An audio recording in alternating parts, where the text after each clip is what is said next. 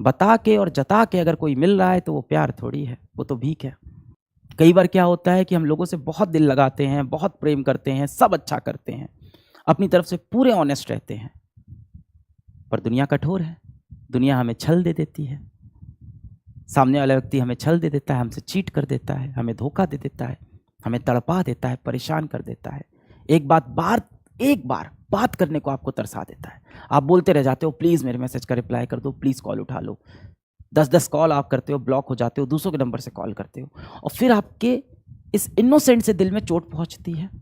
और जब ये चोट पहुंचती है तो एक फीलिंग आ जाती है कि दुनिया बहुत बुरी है, मेरे साथ इस दुनिया ने बहुत धोखा किया है, दुनिया मेरा इस्तेमाल करती है, आई एम बीइंग यूज्ड। और फिर वो कहावत हमने सुनी है, टिट फॉर टैट, जैसे को तैसा देंगे। पर हम जैसे को नहीं, हम पूरी दुनिया को तैसा देने लग जाते हैं। कहीं आपके अंदर ये भावना तो नहीं बन रही कि जिस दिन मेरे बच्चे होंगे उनको भी मैं ऐसे ही तड़पाऊंगा? बिल्कुल नहीं बेटा, आपको सही शिक्षा मिल रही है। हो सकता हो किसी कारण से आपके माता पिता को शिक्षा मिल ही नहीं पाई हो, अंत में वो यही चाहते हैं आप भला करो, पर उन्हें तरीका ही नहीं पता। उन्हें पता ही नहीं कि आपसे आराम से बैठ के बात करने से भी चीज़ें सही हो सकती है। उन्हें पता ही नहीं कि आप अपना दर्द, अपनी कमजोरी, अपने सीक्रेट्स बाहर जाके दुनिया में अनजानों से बताने लगे हो, और अपने माता पिता से अपनी कमजोरी तक शेयर नहीं कर पा रहे हो, अपनी परेशानियां नहीं शेयर कर पा रहे हो। ये चीज़ वो रियलाइज ही नहीं कर पाते। बहुत ज़्यादा उनकी बात दिल पे चोट करे तो छोड़ दिया करो, जाने दिया करो। हमारे ऊपर उनके अनेकों एहसान हैं, कह सकते हैं। हर जगह वो सही भी नहीं होते, ये मान लेते हैं, और मान लेते हैं कि वो गलत कह रहे हैं, इग्नोर एंड मूव अहेड।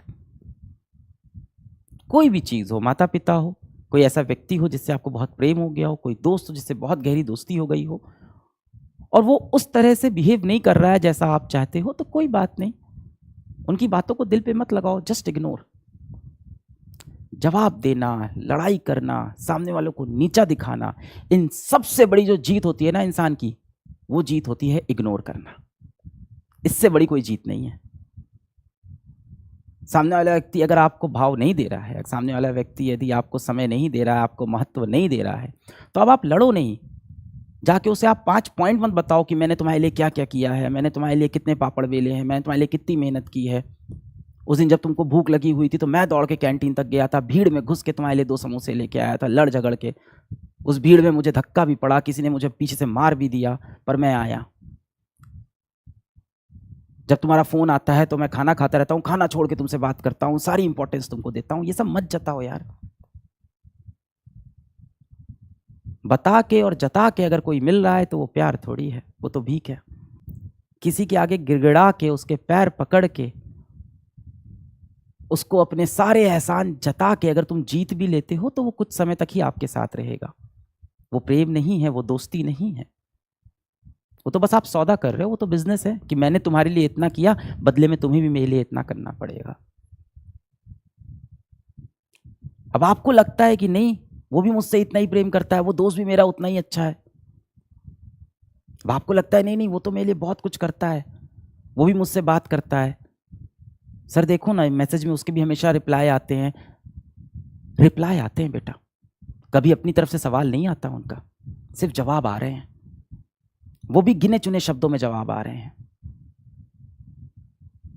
बात करने के तरीके से समझ में आ जाता है, और जिसको सच में आपकी इंपॉर्टेंस हो उसका जवाब कभी भी एक शब्द में नहीं आता है।